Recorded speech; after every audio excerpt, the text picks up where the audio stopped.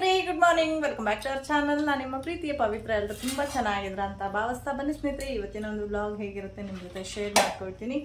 So ಇವತ್ತು ಬೆಳಗಿನ breakfast ಬಂದುಬಿಟ್ಟು ಕ್ಯಾಪ್ಸಿಕಮ್ ಚಿತ್ರಾನ್ನ ಮಾಡಿದ್ದೀನಿ. ಯಾಕೆ ಅಂತ ಅಂದರೆ ನಿನ್ನೆ ಮಾರ್ಕೆಟ್ ಇರಲಿಲ್ಲ ಸ್ನೇಹಿತರೆ. ಸೊ ಸಂಡೇ ಅಲ್ವಾ, so Sunday every Sunday market ಇರುತ್ತೆ ನಮ್ಮ ದಾವಣಗೆರೆಯಲ್ಲಿ. ಬಟ್ ನಿನ್ನೆ ಇರಲಿಲ್ಲ, ಯಾಕೆ ಅಂದರೆ ಮೋದಿಜಿ ಬಂದಿದ್ರು. ಸೊ ಹಾಗಾಗಿ ಫುಲ್ ಅಲ್ಲೆಲ್ಲ ಕ್ಲೋಸ್ ಮಾಡಿಬಿಟ್ಟಿದ್ರು, ಮಾರ್ಕೆಟ್ ಇರಲಿಲ್ಲ. ಮನೆಯಲ್ಲೆಲ್ಲ ತರಕಾರಿ ಖಾಲಿಯಾಗಿತ್ತು. ಒಂದೆರಡೇ ಕ್ಯಾಪ್ಸಿಕಮ್ ಇತ್ತು. ಸೊ ಅದನ್ನು ಹಾಕಿಬಿಟ್ಟು ಕ್ಯಾಪ್ಸಿಕಮ್ ಚಿತ್ರಾನ್ನ ಮಾಡಿದ್ದೀನಿ. ಈರುಳ್ಳಿ ಟೊಮೊಟೊ ಹಣ್ಣು ಏನು ಇಲ್ಲದೆ ತುಂಬಾ ಸಿಂಪಲ್ಲಾಗಿ ಮಾಡ್ಬೋದು.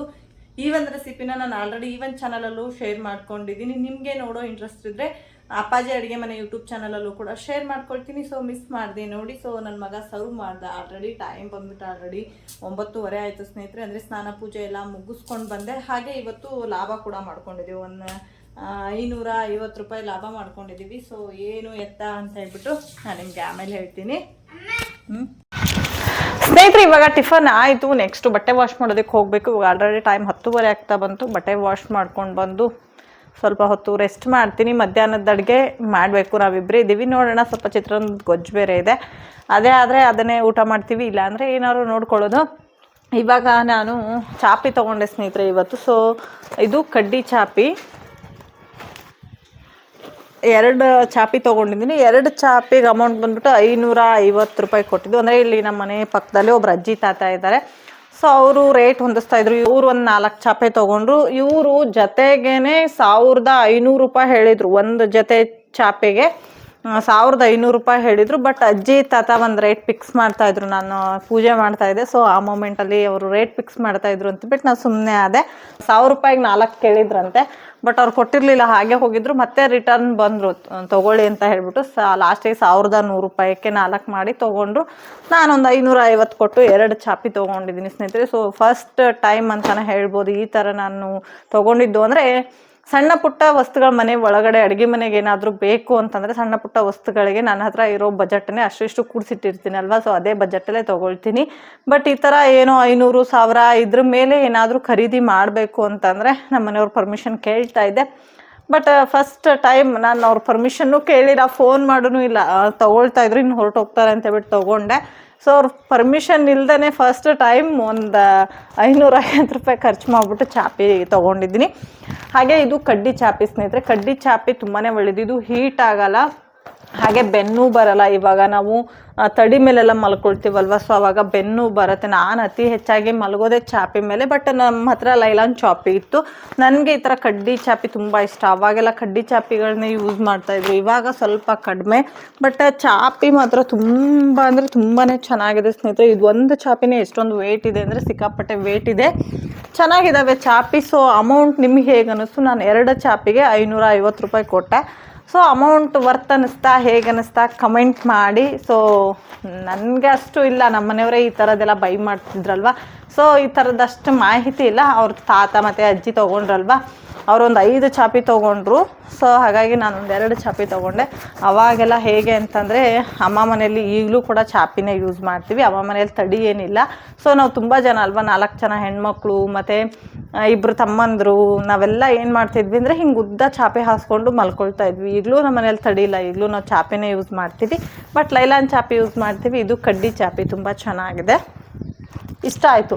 ಬಟ್ ಈ ಥರ ಸುತ್ತಿ ಇಡ್ತಾ ಇದ್ವಿ ಲಾಸ್ಟಿಗೆ. ಬೆಳಗ್ಗೆ ಎದ್ದ ತಕ್ಷಣ ನೀ ಸುತ್ತೀಯಾ, ನೀ ಸುತ್ತು, ನಿನ್ನ ಚಾಪಿ ನೀ ಸುತ್ತು, ನನ್ನ ಚಾಪಿ ನಾನು ಸುತ್ತೀನಿ ಅಂತ ಹೇಳ್ಬಿಟ್ಟು ದಿನ ಅಕ್ಕ ತಂಗಿರೆಲ್ಲ ಜಗಳ ಮಾಡ್ತಾಯಿದ್ವಿ. ಸೊ ಈ ಥರ ರೌಂಡಾಗಿ ಸುತ್ತಬಿಟ್ಟು ಇಡ್ತಾ ಇದ್ವಿ. ಬಟ್ ಅವರು ನಮಗೆ ಕೊಟ್ಟಾಗ ಈ ಥರ ಕೊಟ್ಟಿದ್ದು, ಅಂದರೆ ಬೈಕ್ ಮೇಲೆ ಇಟ್ಕೊಂಡು ಬಂದಿದ್ರಲ್ವ. ಸೊ ಈ ಥರ ಒಂದ್ರ ಮೇಲೆ ಒಂದು ಹಾಕಿಬಿಟ್ಟು ಇಟ್ಕೊಂಡು ಬಂದಿದ್ರು. ಚಾಪಿ ಚೆನ್ನಾಗಿದೆ ಸ್ನೇಹಿತರೆ, ನನಗಿಷ್ಟ ಆಯಿತು. ಸೊ ಇವಾಗ ಬಟ್ಟೆ ವಾಶ್ ಮಾಡ್ಕೊಂಡು ಬರ್ತೀನಿ. ಬಟ್ಟೆ ವಾಶ್ ಮಾಡ್ಕೊಂಡು ಬಂದು ನೆಕ್ಸ್ಟ್ ಮತ್ತೆ ವೀಡಿಯೋನ ಕಂಟಿನ್ಯೂ ಮಾಡ್ತೀನಿ. ನೋಡೋದು ಇವತ್ತೇನು ಅಡುಗೆ ಮಾಡಿಲ್ಲ ಅಂತಂದರೆ ಒಂದು ಬ್ಲೌಸ್ ಕಟ್ ಮಾಡಿಟ್ಟಿದ್ದೀನಿ. ಸೊ ನಮ್ಮ ಮನೆ ಹಿಂದ್ಗಡೆ ಅವ್ರದ್ದು ಕೊಟ್ಟಿದ್ದರು. ಸೊ ಅದೊಂದು ಬ್ಲೌಸ್ ಕಟ್ ಮಾಡಿದ್ದೀನಿ. ಸೊ ಅದೊಂದು ಬ್ಲೌಸ್ ಸ್ಟಿಚ್ ಮಾಡ್ತೀನಿ, ಏನು ಕೆಲಸ ಇಲ್ಲ ಅಂದರೆ. ಓಕೆ ಸ್ನೇಹಿತರೆ, ಮತ್ತೆ ಆನಂತರ ವಿಡಿಯೋನ ಕಂಟಿನ್ಯೂ ಮಾಡ್ತೀನಿ. ವಾವ್, ಅಮ್ಮಂದು ಸರ್ಪ್ರೈಸ್ ವಿಸಿಟ್. ಸೊ ನನಗೇನು ಹೇಳೇ ಇಲ್ಲ ಸ್ನೇಹಿತರೆ, ಅಮ್ಮ ಸರ್ಪ್ರೈಸ್ ಆಗಿ ಬಂದಿದ್ದಾರೆ. ಅಕ್ಕ ಏನೋ ಫೋನ್ ಮಾಡಿದ್ಲಂತೆ ಬಾ ಅಂತ ಹೇಳಿ. ಸೊ ಹಾಗಾಗಿ ಅಮ್ಮ ಬಂದಿದ್ದಾರೆ, ನನಗೆ ಹೇಳೇ ಇಲ್ಲ. ಇಲ್ಲಿ ಬಂದ ತಕ್ಷಣ ಫೋನ್ ಮಾಡಿದರು, ಬಸ್ ಸ್ಟ್ಯಾಂಡಲ್ಲಿ ಇದ್ರಂತೆ. ಸೊ ಬೈಕ್ ತೊಗೊಂಡು ಬಾ, ಬರ್ತೀನಿ ಮನೆಗೆ ಅಂತ ಹೇಳಿ. ನಾನು ಖಾರ ಪುಡಿ ಅಲ್ಲೇ ಹಾಕಿಸ್ಕೊಂಡು ಬರ್ತೀನಿ ಅಂತ ಹಿಂದಿನ ವೀಡಿಯೋದಲ್ಲಿ ಹೇಳಿದ್ದೆ. ಯಾವಾಗಲೂ ಖಾರ ಪುಡಿ ಅಮ್ಮ ಮನೆಯಲ್ಲೇ ನಾನು ರೆಡಿ ಮಾಡಿಸ್ಕೊಂಡು ಬರೋದು. ಈ ಸರಿ ಇನ್ನೂ ರೆಡಿ ಮಾಡಿಸಿಲ್ವಂತೆ, ಹಾಗಾಗಿ ಅಮ್ಮ ಮನೇಲಿ ಖಾರ ಪುಡಿ ಖಾಲಿಯಾಗಿತ್ತು ಅಂತ ಅಂದಿದ್ದೆ ನಾನು. ಅದಕ್ಕೋಸ್ಕರ ನೋಡಿ ಪಾಪ ಅಮ್ಮ ಅಲ್ಲಿಂದ ಖಾರದ ಪುಡಿ, ಒಣಮೆಣ್ಸಿನ್ಕಾಯಿ ಎಲ್ಲ ತೊಗೊಂಡು ಬಂದಿದ್ದಾರೆ. ಸೊ ಮೆಣ್ಸಿನ್ಕಾಯಿ ತಂದಿದ್ರೆ ನಾನೇ ಪೌಡ್ರ್ ಮಾಡಿಸ್ಕೋತಿದ್ನಲ್ಲಮ್ಮ ಅಂದೆ. ಬಟ್ ಬಸ್ಸಲ್ಲಿ ಒಣಮೆಣ್ಸಿನ್ಕಾಯಿ ಎಲ್ಲ ಹಾಕ್ಕೊಳ್ಳೋದಿಲ್ಲ ಅಂತೆ ಸ್ನೇಹಿತರೆ. ಸೊ ಹಾಗಾಗಿ ಆ ಬ್ಯಾಗಲ್ಲಿ ಸ್ವಲ್ಪ ಒಣಮೆಣ್ಸಿನ್ಕಾಯಿ, ಖಾರದ ಪುಡಿ ಮತ್ತು ಒಣ ಶುಂಠಿ, ನನ್ನ ಫೇವ್ರೆಟ್ ಮಿರ್ಚಿ ಮತ್ತು ಮಗನಿಗೆ ಬಿಸ್ಕಿಟು, ಚಾಕ್ಲೇಟ್ಸು, ಸೊ ಅದೆಲ್ಲ ತೊಗೊಂಡು ಬಂದಿದ್ದಮ್ಮ. ಇಷ್ಟೊಂದು ಹೊತ್ಕೊಂಡು ಬಂದಿದ್ದಾರೆ. ಅಲ್ಲಿಂದ ಬರುವಾಗ ಇಷ್ಟೊಂದೆಲ್ಲ ಯಾಕೆ ತಂದೆಮ್ಮ ಅಂತಂದೆ. ಇಲ್ಲ, ನೀನು ಹೋದ ಸಾರಿ ಫೋನ್ ಮಾಡಿದಾಗ ಹೇಳಿದ್ದಲ್ವ ಖಾರದ ಪುಡಿ, ಒಣಮೆಣ್ಸಿನ್ಕಾಯಿ ಖಾಲಿ ಆಗಿದೆ, ಯಾವಾಗ ಹಾಕಿಸ್ತೀರಾ ಅಂತ ಕೇಳಿದ್ದಲ್ವ, ಹಾಗಾಗಿ ಬರ್ತಾ ಇದ್ದೆ ಅಂತ ಹೇಳ್ಬಿಟ್ಟು ಸ್ವಲ್ಪ ಬ್ಯಾಗಲ್ಲಿ ಇಟ್ಕೊಂಡು ಬಂದಿದ್ದೀನಿ ಅಂತ ಅಂದರು. ಹಾಗೆ ಈ ಒಂದು ವೈಟ್ ಚೀಲದಲ್ಲಿ ಏನೋ ತೊಗೊಂಡು ಬಂದಿದ್ದಾರೆ. ಸೊ ಅದನ್ನು ಆಮೇಲೆ ನಿಮಗೆ ತೋರಿಸ್ತೀನಿ ಸ್ನೇಹಿತರೆ. ಯಾಕೆಂದರೆ ಈಗ ಸ್ವಲ್ಪ ಅಮ್ಮ ಬಿಸಿಲಲ್ಲಿ ಬಂದಿದ್ದಾರೆ, ಸ್ವಲ್ಪ ಪಾನಕ ಎಲ್ಲ ಮಾಡಿ ನೆಕ್ಸ್ಟು ಅಡುಗೆ ಬೇರೆ ಮಾಡಬೇಕು. ಹಾಗಾಗಿ ಒಂದು ಸ್ವಲ್ಪ ಆಮೇಲೆ ಮತ್ತೆ ಏನೇನೆಲ್ಲ ಇದೆ ಅಂತ ಹೇಳ್ಬಿಟ್ಟು ನಾನು ನಿಮಗೆ ಆಮೇಲೆ ಶೇರ್ ಮಾಡ್ಕೊಳ್ತೀನಿ. ಸೊ ಇವತ್ತು ನಾನು ಅಮ್ಮ ಬಂದಿರೋ ಖುಷಿಗೆ ಹೆಸರುಬೇಳೆ ಪಾಯಸ ಮಾಡಿದೆ. ಹಾಗೆ ಅಕ್ಕ ಕೊಟ್ಟು ಕಳಿಸಿರೋ ಹೊಯ್ಯಪ್ಪಳ ಇತ್ತು, ಸೊ ಅದನ್ನು ಕೂಡ ಫ್ರೈ ಮಾಡ್ಕೊಳ್ತಾ ಇದ್ದೀನಿ. ಎಷ್ಟು ಚೆನ್ನಾಗಿ ಉಬ್ಬುತ್ತೆ ಅಂದರೆ, ಇಷ್ಟಿರೋ ಹಪ್ಪಳ ಇಷ್ಟೊಂದು ದೊಡ್ಡದಾಗುತ್ತೆ. ಟೇಸ್ಟು ಕೂಡ ಹೊಯ್ಯಪ್ಪಳ ತುಂಬ ಚೆನ್ನಾಗಿರುತ್ತೆ ಸ್ನೇಹಿತರೆ. ಮಾಡೋದು ಕೂಡ ತುಂಬ ಏನು ಹೆವಿ ಅಲ್ಲ, ತುಂಬಾ ಸಿಂಪಲ್ ಇರುತ್ತೆ ಹೊಯ್ಯಪ್ಪಳ ಮಾಡೋದು. ಕ್ವಿಕ್ ಆ್ಯಂಡ್ ಫಾಸ್ಟಾಗೂ ಕೂಡ ನಾವು ಮಾಡ್ಕೋಬೋದು. ನಮ್ಮ ಅಕ್ಕ ಒಂದೊಂದು ಸಾರಿಗೆ ಒಂದು 10 ಸೇರು 15 ಸೇರು ಗಂಟಲೆಲ್ಲ ಹಾಕಿಬಿಟ್ಟು ಮಾಡ್ತಿರ್ತಾಳೆ ಹೊಯ್ಯಪ್ಪಳ. ಸೊ ಇವಾಗ ಹಪ್ಪಳ ಎಲ್ಲ ಕರಗಿದೆ. ಹಾಗೆ ಸ್ವಲ್ಪ ಹೆಸರುಬೇಳೆ ಪಾಯಸ ಮತ್ತು ಶಾವಿಗೆ ಮಿಕ್ಸ್ ಮಾಡಿಬಿಟ್ಟು ಪಾಯಸ ಮಾಡಿದೆ. ಅಮ್ಮ ಊಟ ಮುಗಿಸ್ಕೊಂಡು ಮತ್ತೆ ಅಕ್ಕ ಮನೆಗೆ ಹೋದರು. ಇಲ್ಲ, ನಾನು ಊರಿಗೆ ಹೋಗಬೇಕು, ಮತ್ತೆ ಅಂಗಡಿ ರಜೆ ಆಗಿಬಿಡುತ್ತೆ ಅಂತ ಹೇಳ್ಬಿಟ್ಟು ಅಮ್ಮ ಊರಿಗೆ ಹೋದರು. ಅಲ್ಲಿಂದ ಸಂಜೆ ನನ್ನ ಮಗಂದು ಒಂದೇ ಕ್ವಾಟ್ಲೆ ಸ್ಟಾರ್ಟ್ ಆಗಿತ್ತು. ಮೇಲ್ಗಡೆ ಮನೆಯವರು ಸ್ವಲ್ಪ ಹಲಸಿನ ಹಣ್ಣು ಕೊಟ್ಟಿದ್ರು. ಸೊ ಹಲಸಿನ ಹಣ್ಣಿಂದು ಮಿಲ್ಕ್ ಶೇಕ್ ನಮ್ಮ ಮನೇಲಿ ಎಲ್ಲರಿಗೂ ತುಂಬ ಇಷ್ಟ ಸ್ನೇಹಿತರೆ. ಸೊ ಸ್ವಲ್ಪ ಡಿಫ್ರೆಂಟ್ ಆಗಿರುತ್ತೆ, ಎಲ್ಲ ಮಿಲ್ಕ್ ಶೇಕ್ಗಳಿಗಿಂತನೂ ಇದು ತುಂಬಾ ಡಿಫ್ರೆಂಟ್ ಆಗಿರುತ್ತೆ. ತಿನ್ನುವಾಗ ಒಂಥರ ಧಾರವಾಡ ಪೇಡ ತಿಂತೀವಲ್ವ, ಸೊ ಮರಳಾಗಿ ಆ ಥರ ಇರುತ್ತೆ, ತುಂಬಾ ಚೆನ್ನಾಗಿರುತ್ತೆ. ಇದಕ್ಕೆ ನಾನಿಲ್ಲಿ ಏನೇನು ತೊಗೊಂಡಿದ್ದೀನಿ ಅಂತಂದರೆ, ಹಲಸಲಣ್ಣ ಪೀಸ್ ಮಾಡಿ ಇಟ್ಕೊಂಡಿದ್ದೀನಿ. ಹಲಸಲಣ್ಣನ ಆದಮೇಲೆ ಹಾಲು ತೊಗೊಂಡಿದ್ದೀನಿ, ಸ್ವಲ್ಪ ಗೋಡಂಬಿ, ಏಲಕ್ಕಿ ಪುಡಿ, ಆಮೇಲೆ ಬೆಲ್ಲ ಬೇಕಾಗುತ್ತೆ. ಇದಕ್ಕೆ ನಾವು ಸಕ್ಕರೆ ಯೂಸ್ ಮಾಡೋದಿಲ್ಲ, ಬೆಲ್ಲ ಯೂಸ್ ಮಾಡಿದ್ರೆ ತುಂಬ ಚೆನ್ನಾಗಿರುತ್ತೆ. ಅದರಲ್ಲೂ ಇದು ನನಗೆ ತುಂಬ ಇಷ್ಟ. ಎಷ್ಟು ಕೊಟ್ಟರು ತಿಂದುಬಿಡ್ತೀನಿ ಒಂದು ದಿನದಲ್ಲಿ. ಊಟ ಇಲ್ಲ ಅಂದ್ರೂ ಪರವಾಗಿಲ್ಲ, ಈ ಹಲಸಲಣ್ಣಿನ ಮಿಲ್ಕ್ ಶೇಕ್ ಏನಾದರೂ ಮಾಡಿಕೊಟ್ಬಿಟ್ರೆ ಇಡೀ ದಿನ ಉಂಡ್ಬಿಡ್ತೀನಿ, ಅಷ್ಟು ಟೇಸ್ಟಿಯಾಗಿರುತ್ತೆ. ಸೊ ಹಾಗಾಗಿ ಕೇಳ್ತಾ ಇದ್ದ ಅಮ್ಮ ಹಲಸಲಣ್ಣಿಂದು ಮಿಲ್ಕ್ ಶೇಕ್ ಮಾಡಿಕೊಡು ಅಮ್ಮ ಅಂತ ಹೇಳಿ. ಅದು ಫಸ್ಟಿಗೆಲ್ಲ ನನ್ನ ಮಗ ಮಿಲ್ಕ್ ಶೇಕ್ ಇಷ್ಟನೇ ಪಡ್ತಿರ್ಲಿಲ್ಲ, ಇವಾಗ ತುಂಬ ಇಷ್ಟಪಡ್ತಾನೆ ಮಿಲ್ಕ್ ಶೇಕ್ಸ್ಗಳೆಲ್ಲ.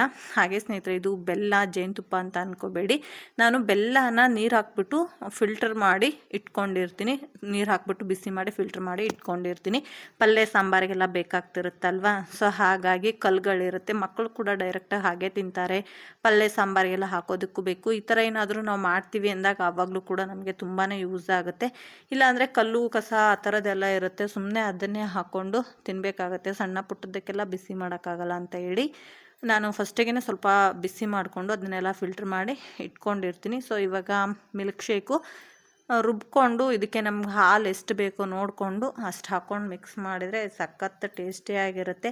ಮರಳು ಆಗಿರ್ತಕ್ಕಂಥ ಜೇನುತುಪ್ಪ ಅಂತೀವಲ್ವ, ಸೊ ಮರಳಾಗಿರ್ತಕ್ಕಂಥ ಹಲಸಿನ ಹಣ್ಣಿನ ಮಿಲ್ಕ್ ಶೇಕು ಬೇಕಿದ್ರೆ ಒಂದು ಸಾರಿ ಟ್ರೈ ಮಾಡಿ ನೋಡಿ, ಮನೇಲಿ ಮಾಡಿ ಎಷ್ಟು ಇರುತ್ತೆ ಅಂತಂದರೆ, ನೀವು ಹಲಸಲಣ್ಣು ಮನೆಗೆ ತಂದಾಗಲೆಲ್ಲ ಈ ಥರ ರೆಸಿಪಿ ಟ್ರೈ ಮಾಡ್ತೀರ, ಅಷ್ಟು ಚೆನ್ನಾಗಿರುತ್ತೆ. ಇದಕ್ಕೆ ಜಾಸ್ತಿ ಇಂಗ್ರೀಡಿಯೆಂಟ್ಸು ಬೇಡ, ತುಂಬಾ ಸಿಂಪಲ್ಲಾಗಿರುತ್ತೆ. ಸೊ ಇವಾಗ ನಾನು ಮಿಕ್ಕಿರೋ ಹಾಲನ್ನು ಮಿಕ್ಸಿ ಜಾರಿಗೆ ಹಾಕ್ಬಿಟ್ಟು ಒಂದು ಸಾರಿ ವಾಶ್ ಮಾಡಿ, ಸೊ ಇವಾಗ ಮಕ್ಕಳಿಗೆ ಕೊಡ್ತೀನಿ ಸರ್ವ್ ಮಾಡಲಿಕ್ಕೆ ಅಂತ ಹೇಳ್ಬಿಟ್ಟು ಇವಾಗ ಇದನ್ನ ಹಾಲು ಹಾಕಿ ಎಲ್ಲ ಚೆನ್ನಾಗಿ ಮಿಕ್ಸ್ ಮಾಡಿದೆ. ನಿಮ್ಮ ಮನೇಲಿ ಜೇನುತುಪ್ಪ ಇದ್ದರೆ ಅದನ್ನು ಕೂಡ ಆ್ಯಡ್ ಮಾಡಿ ಚೆನ್ನಾಗಿರುತ್ತೆ. ನಮ್ಮ ಮನೇಲಿ ಜೇನುತುಪ್ಪ ಖಾಲಿಯಾಗಿತ್ತು, ಸೊ ಹಾಗಾಗಿ ನಾನು ಇಷ್ಟನ್ನೇ ಮಿಕ್ಸ್ ಮಾಡಿಬಿಟ್ಟು ಇವಾಗ ನನ್ನ ಮಗನಿಗೆ ಒಂದು ಗ್ಲಾಸಲ್ಲಿ ಹಾಕಿ ಕೊಟ್ಬಿಡ್ತೀನಿ. ಅವ್ನು ತುಂಬ ಹೊತ್ತಾಯಿತು ನನ್ನ ಹತ್ರ ಗಲಾಟೆ ಮಾಡ್ತಾಯಿದ್ದು, ಕೊಡು ಅಮ್ಮ ಅಂತ ಕೇಳ್ತಾಯಿದ್ದು. ಸೊ ಅವನಿಗೆ ಫಸ್ಟ್ ಕೊಟ್ಬಿಡ್ತೀನಿ. ಹಾಗೆ ಸ್ನೇಹಿತರೆ, ಇವತ್ತು ನೈಟ್ ಊಟಕ್ಕೆ ನಾನು ಚಪಾತಿ ಮಾಡ್ಕೊಳ್ತಾ ಇದ್ದೀನಿ. ಸೊ ನಾವೇ ಇರೋದು 3 ಜನ, ಮಗಳೇನಿಲ್ಲ. ಸೊ ಹಾಗಾಗಿ ಒಬ್ಬೊಬ್ರಿಗೆ ಒಂದೊಂದು 2 ಚಪಾತಿ ಬರೋ ರೀತಿ ಒಂದು 6 ಚಪಾತಿ 7 ಚಪಾತಿ ಮಾಡಿಕೊಂಡೆ. ಸೊ ಅದ್ರ ಜೊತೆ ನಾನು ಈರುಳ್ಳಿ ಚಟ್ನಿ ಮಾಡ್ಕೊಂಡಿದ್ದೀನಿ. ಇಷ್ಟು ರುಚಿಯಾಗಿರುತ್ತೆ ಈರುಳ್ಳಿ ಚಟ್ನಿ ಅಂದರೆ, ತಿಂತಾಯಿದ್ರೆ 2 ಅಲ್ಲ 4 ಚಪಾತಿ ತಿನ್ಬೋದು, ಅಷ್ಟು ರುಚಿಯಾಗಿರುತ್ತೆ. ಸೊ ಇದ್ರದ್ದು ಫುಲ್ ವಿಡಿಯೋನ ನಾನು ನನ್ನ ಇನ್ನೊಂದು ಯೂಟ್ಯೂಬ್ ಚಾನಲ್ ಅಪ್ಪಾಜಿ ಅಡುಗೆ ಮನೆಯಲ್ಲಿ ನಾನು ಶೇರ್ ಮಾಡ್ಕೊಂಡಿದ್ದೀನಿ. ಸೊ ಯಾರಿಗಾರು ಇಂಟ್ರೆಸ್ಟ್ ಇದ್ದರೆ ಹೋಗಿ ನೋಡಿ, ತುಂಬಾ ಟೇಸ್ಟಿಯಾಗಿರುತ್ತೆ. ಸೊ ಇವಾಗೆಲ್ಲ ರುಬ್ಕೊಂಡು ಒಂದು ಒಳ್ಳೆ ಒಗ್ಗರಣೆ ಕೊಟ್ಟೆ. ಅದ್ರ ಜೊತೆ ಒಂದೇ ಒಂದು ಸೌತೆಕಾಯಿ ಇತ್ತು. ಸೊ ಇವಾಗ ಸರ್ವ್ ಮಾಡ್ತಾ ಇದ್ದೀನಿ. ಅನ್ನ ಸಾಂಬಾರು, ಸ್ವಲ್ಪ ಬೇಳೆ ಸಾಂಬಾರು ಮಾಡಿದೆ. ಅದ್ರ ಜೊತೆ ಈರುಳ್ಳಿ ಚಟ್ನಿ, ಆಮೇಲೆ ಸೌತೆಕಾಯಿ, ಇಷ್ಟೇ ಇರೋದು ಸ್ನೇಹಿತರೆ. ಹಾಗೆ ಇದ್ರ ಜೊತೆ ಇವತ್ತಿನ ವ್ಲಾಗ್ ಕೂಡ ಎಂಡ್ ಮಾಡ್ತಾ ಇದ್ದೀನಿ. ಈ ವ್ಲಾಗ್ ನಿಮಗೆ ಹೇಗೆ ಅನ್ನಿಸ್ತು, ಇಷ್ಟ ಆಯ್ತಾ? ಇಷ್ಟ ಆದರೆ ದಯವಿಟ್ಟು ಒಂದು ಲೈಕ್ ಮಾಡೋದನ್ನ ಮರಿಬೇಡಿ. ಹಾಗೆ ಯಾರೆಲ್ಲ ನನ್ನ ಚಾನಲ್ನ ಸಬ್ಸ್ಕ್ರೈಬ್ ಮಾಡದೆ ವಾಚ್ ಮಾಡ್ತಾ ಇದ್ದೀರಾ, ಪ್ಲೀಸ್ ಸಬ್ಸ್ಕ್ರೈಬ್ ಮಾಡಿಕೊಂಡು ವಾಚ್ ಮಾಡಿ. ಸಿಗೋಣ ನೆಕ್ಸ್ಟ್ ವಿಡಿಯೋದಲ್ಲಿ. Thank you for the watching. Love you all. Bye.